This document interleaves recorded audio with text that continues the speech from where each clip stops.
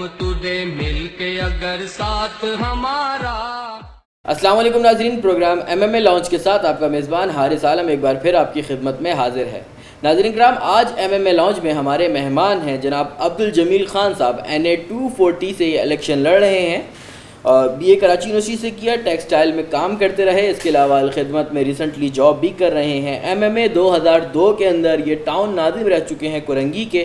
1970 سے جماعت اسلامی سے وابستہ ہیں۔ آج MMA لانچ میں ہمارے مہمان ہیں، میں ان کو اپنے پروگرام میں خوش آمدید کہتا ہوں۔ السلام علیکم سر۔ وعلیکم السلام، بہت شکریہ۔ خیریت سے ہیں؟ اللہ کا بڑا احسان۔ سب سے پہلے تو یہ بتائیے گا حلقے میں کیمپین کیسی چل رہی ہے؟ ہاں، اللہ کا شکر ہے، ہم نے اسٹارٹ کی ہے عید کے فوراً بعد، اور اللہ کا شکر ہے کہ ڈور ٹو ڈور ملاقاتیں بھی ہو رہی ہیں اور کارنر میٹنگز بھی ہو رہی ہیں اور رابطے بھی لوگوں سے ہو رہے ہیں۔ اچھا، بہت سارے کینڈیڈیٹس کی یہ شکایت ہے کہ کیمپین چلانے نہیں دی جا رہی، بینرز پوسٹر اتار دیے جا رہے ہیں، کچھ اس طرح آپ کے حلقے میں بھی ہو رہا ہے؟ ہاں بالکل ٹھیک ہے، جھنڈے اور بینرز تو بہرحال اتر رہے ہیں، تو انہیں ہم احتیاط سے مختلف جگہوں پہ لگا رہے ہیں۔ ہمارا زور یہ ہے کہ ہم لوگوں سے ڈور ٹو ڈور زیادہ ملاقات کریں، برادریوں سے کریں، مساجد میں کریں، اس طرح کی چیز۔ تو کیوں ہٹایا جا رہا ہے؟ اس کی وجہ کیا ہے؟ یہ بینرز کس لیے ہٹ رہے ہیں؟ اصل میں دیکھیے، جو ضابطۂ اخلاق بنایا گیا ہے نا، وہ تمام جماعتوں کے مشترکہ لائے عمل ہی ہے۔ اصل میں ہم نے خود تمام جماعتوں نے اس بات کو ایگری کیا تھا، وہی لائے عمل ہے، تو ظاہر ہے اب اس کی پابندی بھی کرنی چاہیے۔ تو اس کا مطلب اس طرح وہ جو ہمیں جوش و ولولہ نظر آتا تھا، گہما گہمی نظر آتی تھی، جگہ جگہ بینر لگے ہوئے، پوسٹر لگے ہوئے، اب اس طرح کی ایکٹیویٹیز نظر نہیں آئی۔ ہاں، لیکن اس میں ایک جوائنٹ میٹنگ ہوئی تھی ادارے میں، تمام جماعتیں آئی تھیں اور انہوں نے کوشش کی ہے کہ الیکشن کمیشن سے بات کریں۔ ویسے بھی ماحول تھوڑا سا کھلے گا تو چیزیں ریلیکس ہو جائیں گی، کچھ ہو سکتا ہے کہ نرمی بھی ہو جائے، اور کوشش بھی لوگ کر رہے ہیں کہ الیکشن کمیشن سے کہیں کہ وہ اس طرح نہ کریں، کچھ تھوڑا سا اس کو نرم پالیسی کریں۔ تو انشاءاللہ میرا خیال ہے کہ جیسے مہم آگے بڑھے گی تو چیزیں آپ کے سامنے واضح ہونا شروع ہو جائیں گی۔ آپ نے 1970 میں جماعت اسلامی جوائن کی، جبکہ اس وقت بھٹوازم کا بہت زیادہ چرچا بھی تھا اور پاکستان میں پھیل بھی رہا تھا سوشلزم۔ کیا وجہ تھی کہ جماعت اسلامی کو چوز کیا؟ نہیں، اصل میں جماعت اسلامی تو ہماری خاندانی جماعت ہے، ہم نے کوئی چوز نہیں کیا۔ ہمارے والد جماعت میں تھے، ہم جمعیت میں تھے، پھر جماعت میں تھے، تو ہمارے لیے تو کوئی چوائس اور ہے ہی نہیں نا، ہم جماعت اسلامی کے ہیں شروع سے۔ تو وراثت میں جماعت اسلامی بس یہ سمجھ لیں۔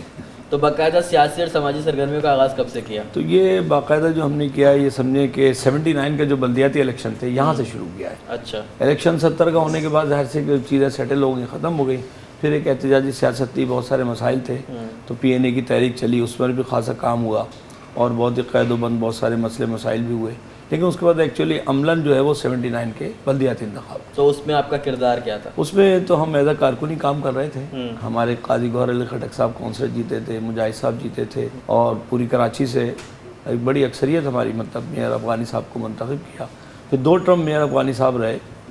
پھر اس کے بعد 2002 میں بلدیاتی نظام جب آیا مشرف کا، تو اس میں مجھے ایک UC سے لڑایا گیا، الحمدللہ میں وہاں کامیاب ہوا۔ اس کے بعد پھر یہ طے ہوا کہ ٹاؤن ناظم جو ہے وہ کون لڑے گا، غیر مشاورت کے بعد پھر مجھے کہا کہ نہیں، آپ ہی لڑیں گے 2002 میں۔ تو پھر الحمدللہ ہم نے پورے شہر میں کامیابی حاصل کی۔ تو اس حوالے سے جو ہے وہاں سے ایکچولی یہ شروع ہوا سارا کام۔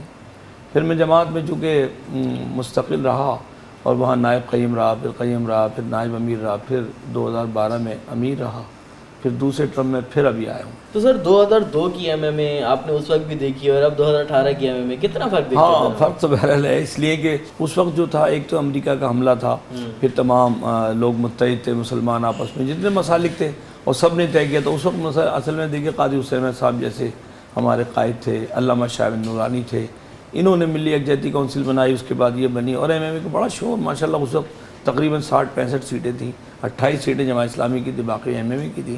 لیکن اب جب دوبارہ سے اس کو ریوائیو کیا گیا ہے تو ظاہر بہت سارے لوگوں کے تحفظات بھی ہیں، لیکن یہ ایک ضرورت تھی اور اسے بہرحال کرنا چاہیے تھا، اور ہوا۔ اللہ کا شکر ہے کہ تمام مکاتب فکر اس میں جمع ہوئے ہیں، وہی ساری جماعتیں موجود ہیں۔ اب دیکھیں عوام کا اس پر کیا رسپانس کرتا ہے اور کیا ہوتا ہے، لیکن بہرحال ایک کوشش ہے اور اچھی بات ہے کہ تمام علماء کو اور تمام مسالک کو ایک جگہ جمع ہونا چاہیے۔ تو آپ نے کوئی میجر ڈفرینس سمجھا ہو کہ ہاں یہ والا فرق تو بہت زیادہ ہے اس وقت کی MMA اور اب کی MMA میں؟ دیکھیے اس وقت میں نے کہا نا کہ 9/11 کا واقعہ ہوا اور لوگوں کے خون گرم تھے اور مسلمانوں کے جذبات بہت گرم تھے، تو اس وقت لوگوں نے ہاتھوں ہاتھ جو ہے وہ MMA کو لیا اور اس کی پذیرائی بھی ہوئی۔ یعنی میں جب رزلٹ دیکھ رہا تھا تو سب سے پہلا نتیجہ پشاور آیا، وہ جماعت اسلامی اور MMA، دوسرا، تیسرا، چوتھا، بڑی مطلب ایک ایسی عجیب و غریب صورت تھی کہ ہم لوگ بڑے خوشی سے نہال ہو گئے تھے اس وقت۔ لیکن اس وقت ظاہر ہے کہ حالات بہت چینج ہوئے ہیں۔ اس وقت سیاست میں جو کچھ آپ کے سامنے ہو رہا ہے، اس میں ظاہر ہے ہمیں ایک وقت کا ملنا، موقع ملنا، لیکن بہرحال کوشش کرنی چاہیے. میں سمجھتا ہوں کہ جس طرح ملک کو چلایا جا رہا ہے, کرپشن ہے, دیگر چیزیں ہیں, بہت زیادہ خرابی ہو رہی ہے. تو سر اس وقت تمام پولیٹیکل پارٹیز کا فوکس بھی کراچی کے اوپر ہوا ہوا ہے, تمام پولیٹیکل پارٹیز کے سربراہان کراچی سے الیکشن لڑ رہے ہیں. ایم ایم اے کے اوپر کوئی خاص فرق تو نہیں پڑے گا اس سے؟ نہیں دیکھیے, کراچی میں تو دیکھیے پرانی جو 30 سالہ سیاست چل رہی ہے, ابھی میں سمجھتا ہوں کہ اس کی چھاپ موجود ہے. یہ الگ بات ہے کہ بہت ساری چیزیں ڈسپرس ہوئی ہیں, بہت سارے مسائل بھی ہیں, عوام کنفیوز بھی ہے. لیکن ایم ایم اے کا یا دیگر جماعتوں کا یا اتنا زیادہ دیکھیں, عمران خان کا ایسا یہاں کوئی شیئر نہیں ہے, نواز شریف صاحب کا کوئی. آپ دیکھیں جب بھی بات ہوتی ہے کراچی کی تو کبھی کوئی اگر نون لیگ کے 4 آدمی بھی جیت جائیں تو یہ شہر نون لیگ کا نہیں کہلائے گا. تو آپ کو اگر لڑائی کریں گے, آپ انتخابات میں مقابلہ کر رہے ہیں تو پیپلز پارٹی سے کر رہے ہوں گے یا ایم کیو ایم سے کر رہے ہوں گے؟ اس وقت تو ایک دیکھیں بیسک چیزیں ظاہر ہے کہ ایم کیو ایم نے کل تو اعلان کیا اپنے نمائندوں کا, مقابلہ تو بہرحال ایم کیو ایم سے ہی ہے. ساری چیزوں پہ تو انہوں نے بھی باقی سب لوگ جو ہے نا وہ سمجھے ان علاقوں میں لڑ رہے ہیں, فائٹ یہ وہاں کرتے ہیں کہ جہاں پختون آبادی ہے, پنجابی آبادی ہے. وہ کتنی سیٹیں کراچی میں. باقی یہ کہ میجر جو مقابلہ ہے وہ تو اردو اسپیکنگ ایریاز میں, اور ایم کیو ایم سے جماعت اسلامی کے. یعنی آپ یہ دیکھیں ایم ایم اے وہ لوگ لڑنے کو تیار نہیں ہیں ان تمام جگہوں پر کہ جو اردو آبادی ہے, وہاں بھی وہ جماعت اسلامی کے لیے سیٹیں خالی ہیں ساری. اور باقی اگر لڑتے ہیں تو غربی میں لڑتے ہیں, یا ملیر میں لڑتے ہیں, یا بن قاسم میں لڑتے ہیں, لیاری میں مطلب یہ کہ اصل مقابلہ یہی ہوگا. باقی 3-4 سیٹیں جو ساحلی ہیں, مثال کے تو ملیر آپ کا ضلع ہے, کوئی لیاری کی ہیں, 4-5 سیٹیں یہ ان کی پیپل پارٹی کی لازمی ہو سکتی ہیں. لیکن یہ کہ باقی مقابلہ دیکھیے, ہم تو ایک بات یہ کہتے ہیں کہ 30 سال لوگوں نے ایک چیز کو دیکھا ہے اور اب بہرحال لوگ سمجھ رہے ہیں. ایک تو یہ کہ شرابی میرا خیال ہے کم رہے گی, اس لیے کہ جو والیانہ انداز تھا وہ اب نہیں ہوگا, اور دوسری بات ہے کہ دھاندلی نہیں ہوگی. تیسری بات ہے کہ کچھ ووٹر میری اپنی ایک رائے ہے کہ 10 سے 15-20% لوگ چینج ہوئے, اور وہ ان آبادیوں میں چینج ملے گا آپ کو جو پڑھی لکھی آبادی ہیں. اور انشاءاللہ اس چینج کا فائدہ آپ ظاہر ہے کہ آپ ان ہو جائیں, لوگوں کو بات کریں, سافٹ بات کریں, محبت سے بات کریں. ٹھیک ہے جو کچھ ہوا سب کے سامنے ہر آدمی جانتا ہے, لیکن اس وقت یہ کہ 5 سال ہم جن چیزوں پہ روتے رہے, ابھی موقع ملا, اگر فیصلہ اچھا ہوگا تو اگلے 5 سال رونا نہیں پڑے گا, ورنہ یہی رونا ہوگا. تیل آپ کا بڑھتا رہے گا, قرضے آپ کے بڑھتے رہیں گے, کرپشن آپ کی بڑھتی رہے گی, لا اینڈ آرڈر آپ کا سیٹ نہیں ہوگا, تو ظاہر ہے پھر یہی ہوگا. لیکن اصل لڑائی جو ہے وہ پنجاب میں ہے, کراچی میں کچھ نہیں ہے. کراچی کے لڑنے نہ لڑنے سے عمران جیت بھی جائیں, نواز شریف, اصل جو فوکس ہے وہ پنجاب ہے. پنجاب سے جو سیٹیں لے گا وہی حکومت بنائے گا, سیدھی سی بات. تو آپ کو کیا لگتا ہے کون سیٹیں لینے جا رہا ہے پنجاب سے؟ پنجاب میں دیکھیے مقابلہ تو 2 ہی جماعتوں کا ہے, ایک نواز شریف کا ہے اور ایک عمران خان کا. پیپلز پارٹی ایم ایم اے کی مخصوص سیٹیں ہیں. دیکھیے ایک سویپ کرنا, آپ کھلے الفاظ میں یہ بات کہہ رہے ہیں. بالکل دیکھیں ان کی مخصوص سیٹیں ہمارے مخصوص حلقہ جات ہوتے ہیں, اور یہ سارے پنجاب میں ایک جاگیرداری نظام ہے, ظاہر سی بات ہے. عمران خان اور نواز شریف انہی کا مقابلہ ہوگا. باقی تو لوگ سپورٹ کریں گے, آپ کا صوبہ سرحد ہے وہ سپورٹ کرے گا, جو سیٹیں جیتیں گے وہاں بھی چیزیں مطلب یہ ہے کہ وہاں کسی کو اکثریت نہیں ہوگی, وہ بالکل مختلف لوگ مختلف جماعتیں کچھ سیٹیں لیں گے. ایم ایم اے لے گی, اے این پی لے گی, اور نواز شریف لیں گے, اور عمران خان لیں گے. کوئی ایک آدمی پہلے بھی حکومت ایسی بنی آپ کے سامنے, کوئی واضح اکثریت نہیں, 4 جماعتوں کو ملا کے انہوں نے حکومت بنائی. تو ابھی بھی صورتحال تو کوئی خاص فرق نہیں ہے, الیکٹرول وہی ہیں سارے کے سارے, اس پارٹی میں جاتے ہیں, اس پارٹی میں جاتے ہیں, اس پارٹی میں جاتے ہیں. اب سارا نظام بالکل جو ہے عجیب و غریب ہے. میں تو سمجھتا ہوں کہ ہم تو اس نظام میں فٹ نہیں ہو پاتے, سچی بات یہ ہے, کیونکہ دیانتدارانہ نظام نہیں ہے. نہ لوگ دیانتداری سے ووٹ دیتے ہیں, نہ دیانتداری سے منتخب ہونے کے بعد لوگ کام چلاتے ہیں, نہ حکومت چلاتے ہیں. لوگوں کے مسائل تو وہیں کھڑے ہیں. کوئی آپ مجھے بتا دیں کوئی فرق پڑا ہو پورے 5 سال میں؟ تمام آپ سڑکیں بنانی, آپ نے میٹرو چلائی, ٹرین چلائی, لیکن یہ بتائیے کہ آٹے کی قیمت میں 5 روپے کم ہوئے, جو غریب آدمی استعمال کرتا ہے. یار 5 روپے کم کیا آپ نے. آپ یہ دیکھ لیجئے, اس کو دیکھ لیجئے موبائل کارڈ کو. اب ایک سبزی والا بیچارہ وہ ٹیکس پیئر تو نہیں ہے نا, اس کے بھی 35 روپے کٹ رہے ہیں. کیوں کٹ رہے ہیں؟ سب تو کٹنا بند ہو گیا. غلط نہیں تو وہ تو صرف 3 مہینے کا 2 مہینے 15 دن کا مسئلہ ہوا ہے نا. لیکن آپ دیکھیے کیسی اندھیر نگری ہے. میں نے پیپر نامینیشن داخل کرائے تو اس میں ہمارے وکیل نے وہ جو ہماری ریٹرن فائل کرنی ہوتی ہے اس میں مجھ سے کہا موبائل, میرے ذہن میں بھی نہیں تھا کہ موبائل نمبر دیں. انہوں نے فوراً ڈیٹا کلیکٹ کیا. میرے 5000 روپے گزشتہ 3 سال میں کٹے ٹیکس میں. اس نے اس کو مینشن کیا. یعنی ہمیں احساس ہی نہیں ہے کہ ہمیں, یعنی غریب آدمی کو کس طرح آپ دیکھیں. دنیا میں تیل کی قیمتیں کم ہو رہی ہیں, قیمتیں بڑھ رہی ہیں. وجہ اس کی کیا ہے کہ یہ ہاٹ کیک ہے. ادھر آپ پیسے دیتے ہیں اور پیسے لے لیتے ہیں, ادھر آپ نے کسی کو 100 لیٹر تیل دیا, ادھر فوراً پیسے آ گئے. حکومت اپنا حساب کتاب اس سے چلاتی ہے. آپ کو یاد ہوگا لیوی ٹیکس لگا 25 روپے لیٹر, فری فنڈ کے گورنمنٹ لے رہی ہے. چودھری صاحب نے پوچھا ان سے کہ تمہارا خرچ کیا آتا ہے؟ کہا امپورٹ فرض کریں 25 روپے کو آ رہا ہے, 25 روپے. اس نے 60 روپے قیمت تعین کیا تھا, اس کو یہ بیچ رہے تھے 100 روپے سے اوپر. تو 60 پہ سیلنگ کی تو فوراً زرداری صاحب نے ایک فوراً صدارتی آرڈیننس نکالا اور انہوں نے 25 روپے لیوی ٹیکس لگا کے اس کو وہیں لے گئے. مطلب ٹرانسپورٹیشن ٹیکس ہے وہ بھی ہم لوگ پے کر رہے ہوتے ہیں. پے کرنے بھائی آپ اگر دیکھیں لوگ کہتے ہیں آپ کچھ بھی نہیں دیتے. پاکستان میں لوگ ٹیکس نہیں دیتے. آپ بجلی لیں, گیس لیں, سگریٹ لیں, کوکا کولا لیں, آپ موبائل لیں, ہر چیز پہ ٹیکس دے رہے ہیں آپ. ایسا تو نہیں ہم ٹیکس نہیں دے رہے. براہ راست تنخواہ سے اگر لوگ نہیں دے پا رہے ہیں, ویسے تو مجموعی طور پہ سب چیزوں سے کٹ رہا ہے بس. لیکن ملتا کیا ہے لوگوں کو, آپ یہ بتائیں نا کیا ملتا ہے؟ کچھ بھی نہیں ملتا, ریفنڈ نہیں ہوتا, ٹیکس کچھ بھی نہیں ہوتا. تو صورتحال جو ہے وہ خراب سے خراب ہو رہی ہے. اور کوئی خاص میں تو نہیں سمجھتا کہ اس الیکشن کے بعد کوئی ایسی امید آئے گی کہ حکومت بہتر ہو جائے, لوگ جو ہے کرپشن چھوڑ دیں, لیکن ایسا نہیں ہو رہا, کہیں بھی نہیں ہو رہا. سر آپ 2002 سے 2005 تک MMA کے تھرو ٹاؤن ناظم رہے, تو اس عرصے کے دوران حلقے میں کیا کیا کام کروائے؟ میں کورنگی ٹاؤن کا بیسیکلی ناظم تھا اور اس وقت نعمت اللہ خان سیڑھی ناظم سے. اللہ کا شکر ہے کہ ہم نے سڑکیں بہت بڑی تعداد میں بنائیں. مین کورنگی روڈ, مین ملیری کا روڈ, یہ 2 مین روڈ ہیں, یہ دونوں ہم نے تعمیر کیے. انٹرنل سڑکیں جو یوسیز میں تھیں وہ بنائیں, اور جتنے لنک روڈ تھے جو ملیری کو کورنگی سے ٹچ کرتے تھے وہ سارے بنائے. تقریباً 35 پارکس ہم نے بنائے, 35 پارک ہم نے بنائے.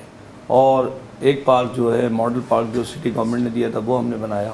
ایک عیدگاہ بہت بڑی تعمیر کی, اور اللہ کا شکر ہے کہ کورنگی میں ہم نے بہت کام کیا. تو وہ کہاں گیا سارا کام موجود ہے, چیزیں موجود ہیں, پارک بھی موجود ہیں. یہ کہ ادارے مینٹین نہیں ہوئے تو وہ عوام کے مسائل. ابھی موجودہ الیکشن میں کورنگی کے عوام کے لیے کیا مسائل ہیں؟ دیکھیے بنیادی مسئلہ جو وہاں پر ہے ہمارے این 240 میں, سب سے بڑا مسئلہ اس وقت پانی کا ہے, وہ تو پورے کراچی اور نادرا کا ہے. نادرا کا مسئلہ ہمارے یہاں بہت بڑا ہے, اس لیے کہ ہمارے یہاں جو برمیز کی آبادی ہے, دیگر لوگ ہیں, شناختی کارڈ بنانے میں بہت پریشانی ہو رہی ہے. سیوریج کا مسئلہ ہے, اور گاربیج لفٹنگ کا مسئلہ ہے. سڑکیں اور گلیاں بالکل ویران, ٹوٹی پھوٹی سڑکیں. یہ اصل میں سارے ایکچولی تو یہ بلدیاتی مسائل ہیں, سارے جو ہے وہ آپ کے بلدیاتی مسائل ہیں. بلدیاتی لوگوں نے اس پہ توجہ نہیں دی. ابھی بھی دیکھیں آپ کے سامنے ساری یوسیز میں چیئرمین بیٹھے ہیں. ابھی پرسوں ترسوں جو ہے میئر وسیم صاحب نے 27 ارب کا بجٹ پیش کیا ہے.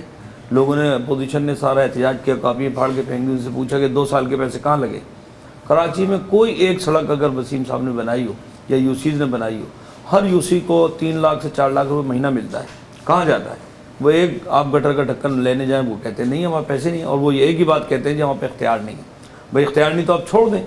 آپ انجوائے کر رہے ہیں 2015 سے, اگلا سال آخری ہے, 3 سال آپ کے ہو گئے, 4 سال ہو جائیں گے. مطلب کہ بنیادی مسائل تو وہاں یہ ہے کہ لوگ اس سے آگے نکلتے ہی نہیں ہیں. ہم نے 5 کالجز بنائے وہاں پر, 5 کالجز بنائے. ایک آئی ٹی یونیورسٹی کا ایک پروگرام تھا, وہ ہم نے اس کو رینوویٹ کیا, سب کچھ کیا, بلڈنگ بنائی. اس کے بعد جب اس کی وہ تمام کاغذات تیار ہو گئے تو حکومت چینج ہو گئی. اس کے بعد انہوں نے وہ جو ہے وہ ان کو دے دیا, کیا نام ہے ان کا, میمن فاؤنڈیشن کو. انہوں نے بجائے آئی ٹی یونیورسٹی بنانے کے میمن فاؤنڈیشن کو وہ رینٹ پر دے دیا, اور وہ شارٹ کورسز وغیرہ کرا رہے ہیں. تو وہاں بہت ساری چیزیں ہم نے کی ہیں. اب مسئلہ وہاں پر یہ ہے, سب سے بڑی بات یہ دیکھیں, ایجوکیشن اور صحت 2 بنیادی کام ہوتے ہیں, اور ہر ملک میں جو ہے اگر یہ 2 کام عوام کی سہولت کے لیے فری ہو جائیں تو عوام کو بڑا ریلیف ملتا ہے کہ اس کا بچہ فری پڑھ رہا ہے میٹرک تک. بنیادی طور پر جو اس کو صحت کا معاملہ ہے, ہاسپٹل میں چیزیں ملتی ہیں. لیکن یہ دونوں چیزیں ہماری نہیں ہوتی ہیں. اگرچہ ہمارے یہاں ایک گورنمنٹ ہاسپٹل ہے کورنگی, بڑا ہاسپٹل ہے, تقریباً 60-70 ڈاکٹر ہوتے ہیں, 24 آور وہ رن کرتا ہے. اور BHU کہلاتی ہے جو بیسک ہیلتھ یونٹس ہوتے ہیں. اس زمانے میں, ہمارے زمانے میں سب ٹوٹ پھوٹ کا شکار تھے. ہر بیسک ہیلتھ یونٹ کو ہم نے رینیو کیا, اس کو بنایا, اس میں ڈاکٹر بٹھایا, ڈسپینسری بنی, تاکہ بالکل یوسی کے اندر ہوتا ہے وہ. تو یہ ساری چیزیں تھیں. اب مسئلہ لوگوں کا یہ ہے کہ بنیادی مسئلے نہیں حل ہو رہے ہیں ان کے. اس سے آگے نکل کے سوچتے ہیں اب جہاں بھی ہم جا رہے ہیں جی ہمارے پانی نہیں, پہلے پانی لا کے دیں. میں نے کہا پہلے کیسے پانی لا کے دیں؟ وہاں پہ اختیار تو نہیں ہے نا. جن کو آپ نے اختیار دیا ان سے کہیں پانی دو. ہم تو یہ کہ ہم آپ کو اشور کرتے ہیں کہ اگر ہم یہاں سے منتخب ہوتے ہیں اللہ کی نصرت سے, آپ کی مدد سے, تو پھر ہم آپ کا کام کریں. لوگوں نے ساری کورنگی کے اندر جتنے بھی میدان تھے کھیل کے, سب چانے کٹنگ کی نظر ہو. میرے پاس بھی سارے میدان تھے, میں نے ان کو سیکیور کیا, ان کی باؤنڈری وال بنائی, اس پہ تختی لگائی کہ یہ امیونٹی فار عیدگاہ, یہ امیونٹی فار فلائیں, اس سب کو بیچ کے کھا گئے. آپ دیکھیے پوری کورنگی میں اتنے بڑے بڑے میدان تھے, اب کوئی میدان نہیں.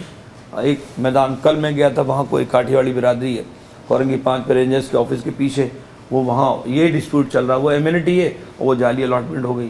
اب عوام کھڑی ہوتی ہے, پولیس آتی ہے, جھگڑا ہوتا ہے, فساد ہوتا ہے, اور سارا یہی معاملہ چل رہا ہے. کل میں ان کے پاس گیا تھا, انہوں نے کہا جی ہمارے گراؤنڈ کا مسئلہ حل کریں. میں نے کہا دیکھیں بات یہ ہے کہ بالکل جینون مسئلہ آپ کا, لیکن یہ کہ یہ سارے لینڈ مافیا کے لوگ ان تمام جماعتوں سے ملے ہوئے ہیں, اور یہ پیسے لیتے ہیں, پولیس پیسے لیتی ہے, سب پیسے لیتے ہیں. آپ اگر ہمیں ووٹ دیں گے, ہمارا وعدہ ہے کہ پہلے نمبر پہ آپ کا ہی گراؤنڈ ہوگا, اس کی امیونٹی کو ہم بحال کریں گے۔ یہ بالکل واضح طور پہ میں نے ان سے کہا، میں نے کہا بھائی دیکھیے پوری کورنگی میں جتنے گراؤنڈ تھے سب ختم ہو گئے، سب کو انہوں نے کسی کو بیچ دیا، کسی کو کچھ کر دیا۔ اب وہاں لوگوں کے پاس بنیادی مسائل سے کوئی نکل گئے، 70 سال ہو گئے ہم گٹر سے پانی سے نہیں نکلے۔ اس کے بعد تو چیزیں بعد میں سوچنے میں آئیں گی نہیں کہ آپ کی ہیلتھ کیسی ہو، آپ کی ایجوکیشن کیسی ہو۔ اب ایجوکیشن میں کل بھی ایک صاحب انٹرویو لے رہے تھے کہ بھائی ایجوکیشن میں کیا آپ کا پلان ہے، لوگ نقل مافیا موجود ہے، چیزیں موجود ہیں۔ ہم نے کہا بھائی سب سے بڑی بات تو ہے کہ ایجوکیشن کا پورے پاکستان میں جو نصاب ہے، جو طریقہ تعلیم ہے، وہ ایک ہونا چاہیے۔ ایک ہونا چاہیے۔ اب خان بورڈ الگ چل رہا ہے، فلاں بورڈ الگ چل رہا ہے، ہر آدمی اپنا چلا رہا ہے۔ دوسری بات یہ کہ جب آپ کا انتظامیہ کا کنٹرول اس پر ہوگا، ایگزامینیشن پر کنٹرول آپ کا ہوگا، وہاں پارٹیوں کی مداخلت تھی، بیچارے لوگ کچھ نہیں بولتے ہیں، وہاں نقل مافیا ہے۔ اب کراچی کے جتنے بچے ہیں وہ میرٹ پہ جاتے ہیں، فیل ہو جاتے ہیں، وجہ اس کی ایک وہ نقل سے پاس ہوتے ہیں۔ اور پھر یہ کہ میکسیمم کیا کر لیں گے آپ، نقل میٹرک میں کر لیں گے، انٹر میں اور ٹائٹ ہو جاتا ہے، پھر گریجویشن میں تو آپ کر ہی نہیں سکتے۔ وہ تو ایسا نظام ہے کہ میٹرک کرنے کے بعد آپ جائیں گے کہاں؟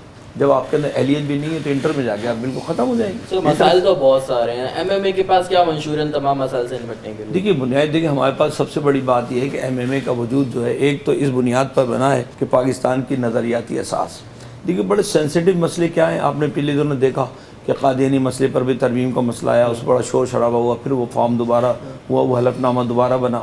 جو اس وقت انٹرنیشنلی بھی پریشر پاکستان پر ہے اور ہماری جو حکومتیں وہ اس دباؤ کو برقرار برداشت نہیں کر پا رہی ہیں، وہ تو یہ کہ جہاں مذہبی ایلیمنٹ ہے، قادیانی مسئلہ موجود ہے، ناموس رسالت موجود ہے، اس کی سزائیں موجود ہیں، پھر اس کے بعد آپ کو حدود آرڈیننس موجود ہے۔ ہمارا اسٹیٹ ڈپارٹمنٹ کو امریکن اسٹیٹ ڈپارٹمنٹ گزشتہ 10 سال سے بعد لکھ رہا ہے کہ یہاں پر جو ہے آپ کے جو تعزیر ہے کسی بھی شخص کے زنا کرنے کے معاملے میں، کسی چیز کے معاملے میں، لڑکی لڑکے کے ملنے کے معاملے میں، اس کو ختم کیا جائے، اور یہ مستقل دباؤ ہے۔ لیکن بات یہ کہ ہمارے پاس تو مذہبی جو معاملہ ہے، ہمارے یہاں تو چیز الاؤ ہو ہی نہیں سکتی کہ آزادانہ طور پہ لوگ ایک دوسرے کے ساتھ ملاقات کریں اور جو چاہیں وہ کریں، اور اس پہ کوئی مداخلت نہ ماں کی ہو نہ باپ کی ہو۔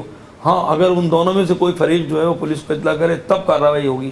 تو یہ جو دباؤ ہے مستقل چل رہا ہے، ناموس رسالت پر چل رہا ہے کہ صاحب اس قانون میں سزائے موت کو ختم کیا جائے، وہ ہمارے ایمان کا حصہ ہے، وہ ختم نہیں ہو سکتا۔ اسی طرح ختم نبوت کا معاملہ ہے، اس کے معاملہ ابھی دیکھیں بہت ساری جماعتیں، خاص طور پہ عمران خان کے حوالے سے بات آ رہی ہے کہ قادیانیوں نے اس سے بات کی ہے کہ صاحب آپ اس قانون کو ختم کرائیں، ہم آپ کی ہر طرح سپورٹ کریں گے، آپ کو پیسے سے بھی کریں گے، مال سے بھی کریں گے، جان سے بھی کریں گے۔ تو یہ جو دباؤ ہے نظریاتی ہے۔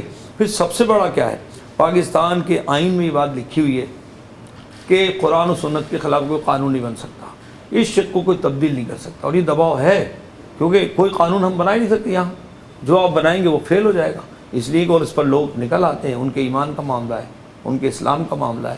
تو پہلی بات تو یہ ہے کہ جو ہماری نظریاتی، اس لیے کہ پاکستان ایک اسلامی ملک ہے، اللہ کے نام پہ بنا ہے، کسی نے اس کو فتح نہیں کیا ہے، اس کا جغرافیہ کسی نے حاصل نہیں کیا، بلکہ یہ تو اللہ تعالیٰ نے ایک ہمیں گفٹ دیا ہے۔ اگر ہم مسلمان نہ ہوتے ہندوستان میں تو یہ نہیں بنتا۔ لوگ کہتے ہیں یہ پاکستان اس لیے نہیں بنا، اسلام کے لیے نہیں بنا۔ پاکستان بنا اسلام کے لیے، اس لیے کہ مسلمان تھے تو بنا، دو قومی نظریہ آیا۔ اگر آپ مسلمان نہ ہوتے تو آپ ہندوستان میں رہ رہے ہوتے، ضرورت ہی نہیں تھی پاکستان بننے کی، اس لیے بنا کہ بھئی یہ مسلمانوں کا ملک ہے، تو یہاں قانون بھی مسلمانوں کا چلے گا، مرضی مسلمانوں کی چلے گی۔ تو ایک بات تو یہ ہے، اور دوسری بات جو اس ملک میں ہے کہ ایسا نظام چل رہا ہے کہ انتہائی کرپٹ اور بہت سیدھا نظام ہے، کوئی جانچ پڑتال کا نہیں ہے، جو آدمی جو چاہتا ہے وہ کرتا ہے۔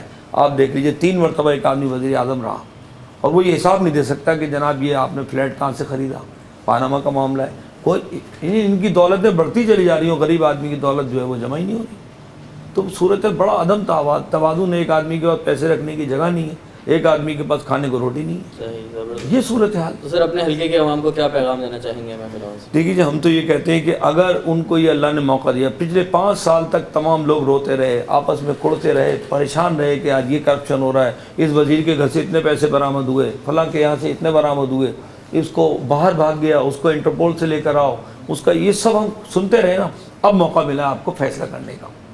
اللہ بھی یہ کہتے ہیں کہ ہم آپ کو حکم دیتے ہیں، اللہ فرماتے ہیں کہ میں آپ کو حکم دیتا ہوں، میں تمہیں حکم دیتا ہوں کہ اپنی امانتیں اہل امانت کے سپرد کر دو۔ اب یہ فیصلہ کرنے کا وقت ہے۔ اس 1 مہینے میں اگر لوگوں نے فیصلہ اچھا نہیں کیا تو جیسے چل رہا تھا اس سے بھی خراب چلے گا، اور اگر آپ فیصلہ 25 جولائی کو اچھا کرتے ہیں، اہل کراچی کو ہمارا پیغام یہ ہے کہ آپ تمام ان لوگوں کو مسترد کر دیں کہ جن لوگوں نے آپ کے تمام چیزوں کو برباد کیا، پوری کراچی کو برباد کیا، اس کی روشنیاں برباد کی، اس کو کچرے کا ڈھیر بنا دیا۔ 25 تاریخ کو آپ کا فیصلہ ہوگا تو انشاءاللہ ایک نیا سورج طلوع ہوگا، اور کراچی میں ہم انشاءاللہ آپ کو خوشخبری دیں گے کہ کراچی ایک نئی کروٹ لے گا اور نئے لوگوں کو منتخب کرے گا اور کراچی کے تمام مسائل انشاءاللہ حل کرے گا انشاءاللہ. Best of luck thank you Khan صاحب. بہت شکریہ. ناظرین کرام MMA لاؤنج سے فی الوقت اتنا ہی. مجھے اجازت دیجیے. اللہ حافظ. اے قوم تجھے مل کے اگر ساتھ ہمارا